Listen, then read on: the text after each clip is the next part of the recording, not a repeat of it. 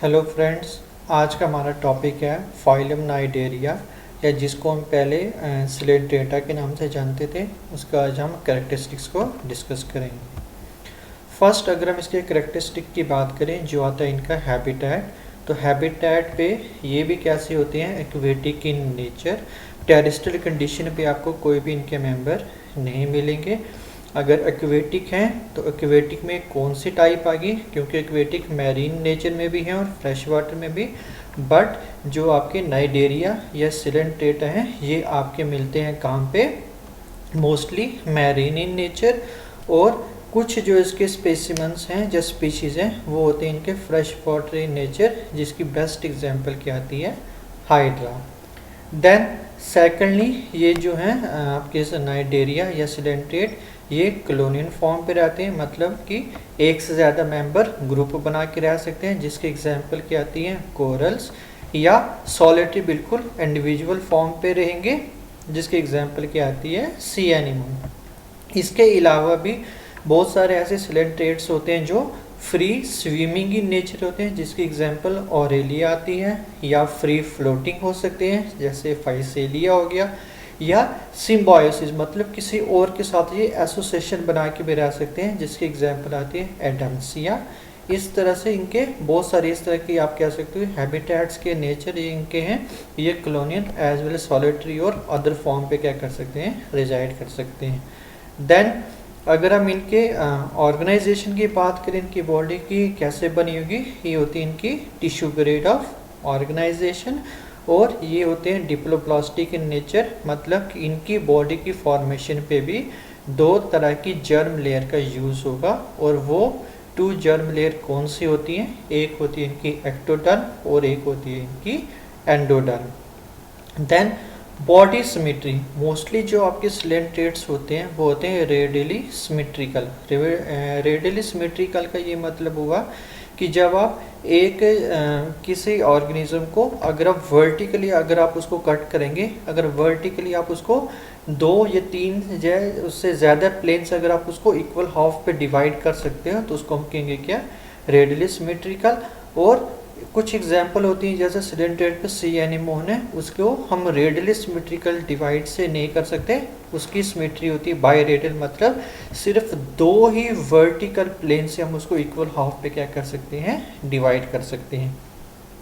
Then body forms पे आप ये कह सकते हो कि जो ये नाइडेरिया है, नाइडेरिया के पास 2 तरह की फॉर्म्स प्रेजेंट होती हैं, जिसको हम कहते हैं पल्प और मेडुसा फॉर्म। इनको हम जॉइड्स के नाम से भी जानते हैं। ये एक्चुअली क्या होते हैं कि जो पल्प फॉर्म होती है सिलेंट्रेटा की, वो होती है हाइड्रेट फॉर्म, या आप कह सकते हो सिसाइल, कि मतलब कि वो जिस तरह से प्लांट फिक्स्ड होते हैं एक सबस्टेटम के साथ, ऐसे ही जो सिलेंट्रेटा की पल्प की फॉर्म है, जो पल्प जॉइड है, वो फिक्स्ड रहता है सबस्टेटम के साथ। और जो इनका माउथ होता है वो इनका अपवर्ड ओरिएंटेशन पे क्या होता है, प्रेजेंट होता है। देन सेकंड फॉर्म जो सेकंड जॉइड पे आता है इनका मेडुसा, उसकी शेप कैसी होती है, अम्ब्रेला या बेल शेप्ड होती है। और इनके कंडीशन पे जो इनका माउथ होता है वो डाउनवर्ड की तरफ क्या होता है, वो प्रेजेंट होता है। और जैसे मैंने पल्प के लिए कहा कि वो सबस्टेटम के साथ फिक्स्ड रहता है। और ये जो मेडुसा होते हैं ये स्विम करते, मतलब ये फिक्स्ड नहीं होते, ये फ्री स्विमिंग से क्या करते हैं, एक जगह से दूसरी जगह क्या कर सकते हैं, मूव कर सकते हैं। और कुछ कह सकते हो कि नाइडेरिया सिलेंट्रेट ऐसे भी जिनके पास इन पल्प और मेडुसा के अलावा भी और बॉडी फॉर्म्स क्या होती हैं, प्रेजेंट होती हैं। मतलब ऐसे सिलेंट्रेट जिनके पास मैनी फॉर्म्स प्रेजेंट होती हैं, उस प्रॉपर्टी को क्या कहते हैं, पॉलीमॉर्फिज्म। यहाँ पे एक डायग्राम पे आप देख सकते हो, जो फर्स्ट डायग्राम है ये हमने दिखाई है किसकी, पल्प की, जिसके लिए हमने क्या कहा था कि वो सबस्टेटम के साथ फिक्स्ड रहता है। अगर आप इसकी शेप की बात करोगे तो ये फ्लावर लाइक आपको ये नज़र आता है, ठीक है। फिर हमने कहा कि जो माउथ होता है इसके वो अपवर्ड डायरेक्शन की तरफ क्या होगा, प्रेजेंट होगा। और सेकंड हमने क्या बात की, मेडुसा की, जिसको हमने कहा या तो वो बेल शेप्ड होगा या तो अम्ब्रेला शेप्ड होगा। देन उसका जो माउथ ओपनिंग होगा वो डाउनवर्ड की तरफ नीचे क्या होगा, प्रेजेंट होगा। और ये जो आपको स्ट्रक्चर्स नज़र आ रहे हैं ये होते हैं इनके टेंटिकल्स, ये मेडुसा में भी प्रेजेंट होंगे और पल्प की फॉर्म पे भी ये टेंटिकल्स क्या होंगे, ये प्रेजेंट होंगे। देन नेक्स्ट अगर हम इनके बॉडी वॉल की बात करें, जिस तरह से हमने पोरीफेरा पे भी कहा था कि वहाँ पे दो तरह की बॉडी वॉल्स प्रेजेंट होती हैं, तो यहाँ पे भी इनकी दो बॉडी वॉल्स प्रेजेंट होगी। एक होगी आउटर वाली जो बनी होगी आउटर एपिथेलियम से, जिसको हम क्या नाम देंगे, एपिडर्मिस। देन इनर वाली साइड में प्रेजेंट होगी इनर एपिथेलियम, जिसको हम क्या नाम देंगे, गैस्ट्रोडर्मिस। और इन दोनों लेयर के बीच में प्रेजेंट होगा एक नॉन सेलुलर जेलिटिनियस मटेरियल, जिसको हम क्या नाम देंगे, मीजोगेलिया या मीजनकाइम हम इसको कहते हैं। और इसी मीजनकाइम के अंदर, मीजोगेलिया के अंदर इनके एमोबॉइड जो सेल्स होते हैं वो प्रेजेंट होते हैं।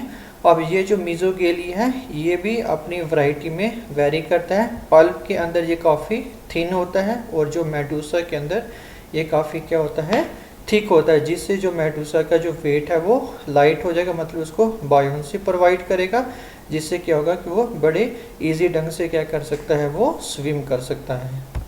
देन नेक्स्ट हम बात करते हैं इनकी बॉडी वॉल की। जो इनकी बॉडी वॉल के जो आउटर वाली साइड है, मतलब जो एपिडर्मिस है, वहाँ पे इनके स्पेशलाइज्ड सेल्स प्रेजेंट होते हैं, जिनको हम कहते हैं स्टिंगिंग सेल, और स्टिंगिंग सेल को हम नाइडोसाइट्स भी कहते हैं। ये ही वही सेल्स हैं जिनकी प्रेजेंस के बेसिस पे हम सिलेंट्रेटा को नाइडेरिया के नाम से भी जानते हैं। मतलब नाइडोसाइट सेल से ही क्या नाम इसका ड्राइव हो गया, नाइडेरिया। क्योंकि हम फाइलम का मोस्टली नाम किस बेसिस पे रखते हैं, जो उसका ऐसा यूनिक करेक्टरिस्टिक हो जो किसी और फाइलम के करेक्टरिस्टिक पे प्रेजेंट ना हो। जैसे पोरीफेरा का हमने कहा था कि पोर्स प्रेजेंट, और पोर्स सिर्फ इनके पोरीफेरेंस में प्रेजेंट है, इसलिए वहाँ से उनका नाम निकल गया पोरीफेरा। इसी तरह से इनकी बॉडी वॉल पे प्रेजेंट होते हैं नाइडोसाइट सेल्स, और इसी नाइडोसाइट सेल से इनका क्या नाम पर निकल के आ गया, नाइडेरिया। और नाइडोसाइट सेल्स का क्या फंक्शन होता है कि ये उसकी डिफेंस और किसी प्रे को कैप्चर करने पे उसकी क्या करते हैं, हेल्प करते हैं। और ये जो नाइडोसाइट या स्टिंगिंग सेल हैं, जब ये किसी प्रे को स्टिंग करते हैं तो उसके अंदर कौन सा पॉइजन इंजेक्ट करते हैं, वो होता है इनका हिप्नोटॉक्सिन पॉइजन। और जैसे वो इंजेक्ट होगा किसी प्रे के अंदर तो वो उसको क्या कर देगा, पैरालाइज कर देगा। और ये जो आप कह सकते हो टेंटिकल्स होंगे, ये फिर बड़े इजी ढंग से उस प्रे को क्या कर लेंगे, कैप्चर कर लेंगे। देन नेक्स्ट आता है the blind sac central cavity is called coelenterons और गैस्ट्रोवेस्कुलर कैविटी। जिस तरह से हमने पोरीफेरेंस में कहा था कि उनके पास स्पॉन्जोसील प्रेजेंट होती है सेंटर में, इसी तरह से सिलेंट्रेटा या नाइडेरियन के पास क्या प्रेजेंट होती है, सेंट्रल कैविटी, जिसका क्या नाम है, गैस्ट्रोवेस्कुलर कैविटी। मतलब गैस्ट्रो स्टैंड्स फॉर जो उनकी डाइजेशन पे भी हेल्प करेगा, और वेस्कुलर स्टैंड्स फॉर उनके सर्कुलेशन पे भी क्या करेगा, रोल प्ले करेगा। मतलब ऐसी कैविटी जो उनकी डाइजेशन है एज वेल एज सर्कुलेशन दोनों पे रोल क्या करेगी, प्ले करेगी। ठीक है। और ये जो कैविटी होगी ये ओपन होती है किसके थ्रू, ए माउथ ओपनिंग के, और माउथ ओपनिंग के चारों तरफ क्या प्रेजेंट होंगे, टेंटिकल्स प्रेजेंट होंगे। अब इनके पास एक ही माउथ ओपनिंग प्रेजेंट होगी, तो उससे माउथ ओपनिंग से आप कह सकते हो इंजेक्शन फूड अंदर की तरफ भी आएगा, और फूड डाइजेस्ट होने के बाद जो वेस्ट मटेरियल बचेगा तो वो उसी माउथ ओपनिंग से इजेशन के प्रोसेस से बाहर की तरफ क्या कर जाएगा, एक्सपेल कर जाएगा। इट मीन्स कि सिंगल माउथ ओपनिंग प्रेजेंट होगी जो फूड इनटेक और जो वेस्ट मटेरियल को बाहर जाने पे क्या करेगी, हेल्प करेगी। ठीक है। देन जो फूड उनकी गैस्ट्रोवेस्कुलर कैविटी पे आया, अब उसके क्या होनी है, डाइजेशन। तो डाइजेशन इन पे दो तरह की होगी। फर्स्ट होगी एक्स्ट्रा सेलुलर, मतलब outside the cell and inside the central cavity, या आप ल्यूमन कह सकते हो। देन दूसरी होती है इनकी कौन सी, इंट्रासेलुलर, जब इनका एक्स्ट्रा सेलुलर फूड डाइजेस्ट हो जाएगा स्मॉल पीसेस में, फिर उसको एब्जॉर्ब करेंगे गैस्ट्रोवेस्कुलर कैविटी के जो इनर लाइनिंग के जो गैस्ट्रोडर्मिस के सेल हैं। फिर बाकी जो डाइजेशन है वो इनसाइड द गैस्ट्रोडर्मिस सेल्स के अंदर होगी, इसलिए अब हम उसको क्या कह रहे हैं, इंट्रासेलुलर सेल। मतलब पहले हुई एक्स्ट्रा सेलुलर इनसाइड द सिलेंट्रॉन, मतलब सेंट्रल कैविटी के अंदर, फिर वहाँ से वो फूड एब्जॉर्ब हुआ, फिर चला गया सेल के अंदर, फिर सेल के अंदर जो फर्दर डाइजेशन हुई वो उसकी कहलाएगी क्या, intra cellular digestion. Then exchange of respiratory gases. हालांकि अब ये बिल्कुल प्रिमिटिव टाइप है, इनके पास कोई भी रेस्पिरेटरी ऑर्गन या एक्सक्रीटरी ऑर्गन प्रेजेंट नहीं है, तो यहाँ पे भी क्या होगा कि जो एक्सचेंज ऑफ गैसेज या एक्सक्रीटरी वेस्ट जो है वो इनकी बॉडी वॉल से डिफ्यूजन के प्रोसेस से ही क्या होंगे, बाहर की तरफ जाएंगे।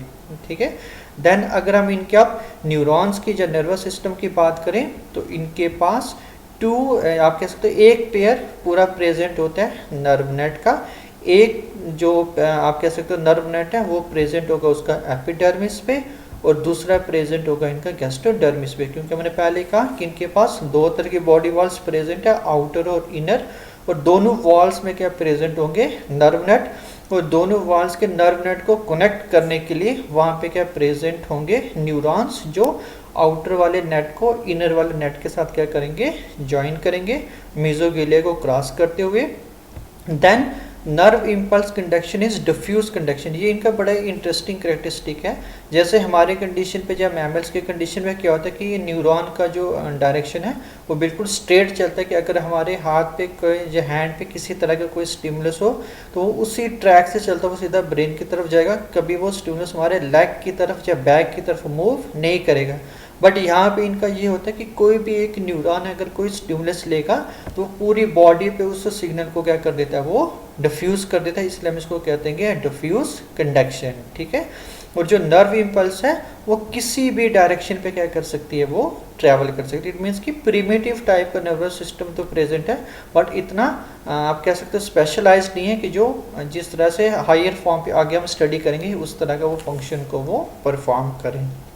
अगर हम इनके रिप्रोडक्शन की बात करें तो इन पे asexual as well as sexual दोनों तरह की रिप्रोडक्शन होती है। अगर एसेक्सुअल होगी तो वो किसके थ्रू होगी, बाय बडिंग के प्रोसेस से या फिशन के प्रोसेस से या फ्रेगमेंटेशन के प्रोसेस से। ठीक है, अगर होगी सेक्सुअल तो सेक्सुअल अगर होनी तो सेक्सुअल के लिए इंडिविजुअल कैसे हो सकती हैं, यूनिसेक्सुअल, मतलब कि अलग अलग इनके गैमेट्स प्रेजेंट होंगे इंडिविजुअल्स में, या क्या होंगे बाइसेक्सुअल, कि एक ही इंडिविजुअल के अंदर दोनों तरह के गैमेट्स क्या होंगे, प्रेजेंट होंगे। ठीक है, जिसको हम हेर्माफ्रोडाइट भी कहते हैं।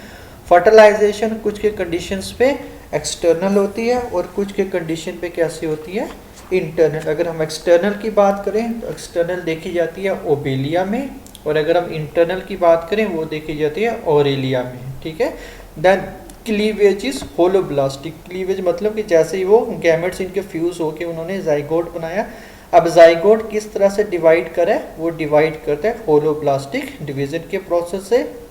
होलोब्लास्टिक हो गया कि जब भी सेल डिवाइड करे वो बिल्कुल इक्वल, मतलब कि जब भी वो डिवाइड करे डिवीज़न ऐसा हो कि वो उस सेल को दो इक्वल पार्ट्स पे क्या करे, वो डिवाइड करे। ठीक है, देन डेवलपमेंट इज इनडायरेक्ट, जिसको हमने पहले भी कहा था कि डेवलपमेंट दो तरह की होती है, डायरेक्ट और इनडायरेक्ट। डायरेक्ट वो होगी जिसपे किसी तरह की कोई लार्वल फॉर्म ना हो, और इनडायरेक्ट वो होगी कि जिसपे जाइगोट के बाद लार्वल फॉर्म बने, देन लार्वल के बाद उनके जो मिनिएचर एडल्ट फॉर्म की फॉर्मेशन हो। ठीक है, यहाँ पे भी क्या होगा, जब इनकी डिवीजन होगी, डिवीजन होने के बाद वहाँ पे इनकी लार्वल स्टेज आएगी, और लार्वा इनका कौन सा होगा, प्लानोना लार्वा।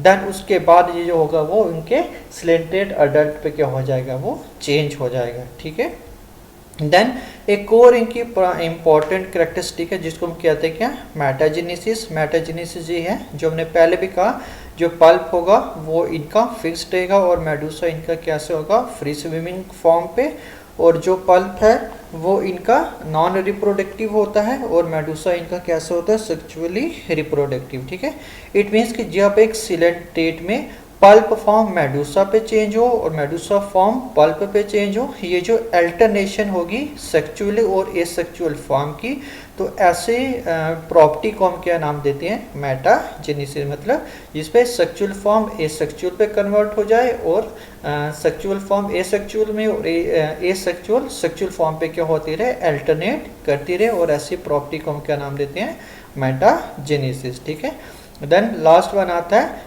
Power of regeneration. जिस तरह से हमने पोरिफेरेंस में भी कहा था कि उनके पास रीजनरेशन की पावर होती है, इसी तरह से नाइडेरियन के पास भी क्या होती है, रीजनरेशन की पावर। ये कैसे आती है कि जो उनकी बॉडी वॉल की जो लेयर है, चाहे इनर हो या आउटर हो, उनके पास प्रेजेंट होते हैं क्या, इंटरस्टिशियल सेल्स, जिनको आप कह सकते हैं कि वो ऐसा प्रॉपर्टी होती है उनके पास जिसको हम कहते हैं टोटीपोटेंट सेल्स, मतलब ऐसी प्रॉपर्टी कि जो डिवाइड करने के बाद किसी भी फॉर्म पे क्या हो जाए, चेंज हो जाए और पूरी तरह से उस पार्ट को क्या कर ले, रीजनरेट कर ले। ठीक है, इट मीन्स कि यहाँ पे का कोई भी पार्ट अगर ब्रेक होगा तो वो ये उसको बड़ी जल्दी क्या कर लेंगे, उसको वो रीजनरेट कर लेंगे। ठीक है, ये थे कुछ करेक्टरिस्टिक्स नाइडेरिया के।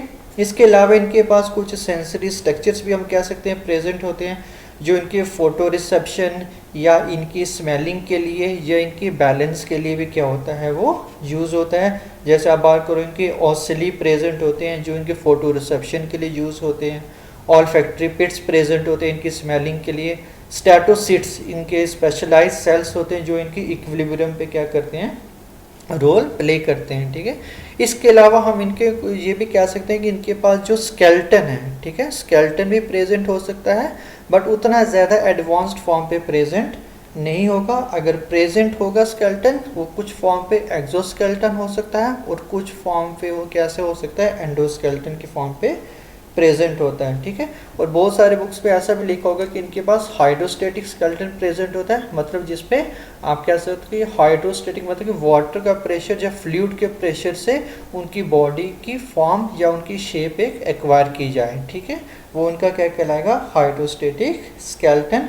और ये मोस्टली कैसे होगा, जब इनकी गैस्ट्रोवेस्कुलर कैविटी के अंदर फ्लूइड फिल होगा, वही इनका एक हाइड्रोस्केलेटन की एक फॉर्म आप कह सकते हैं एक्वायर कर सकता है। ठीक है, अगर बच्चे आपको ये समझ आया हो इस वीडियो का, प्लीज़ इस वीडियो को लाइक करें, शेयर करें और चैनल को सब्सक्राइब करें और नोटिफिकेशन बेल को क्लिक करना ना भूलें, जिसको आपको लगातार नोटिफिकेशन नेक्स्ट वीडियो की मिलती रहे। Thank you.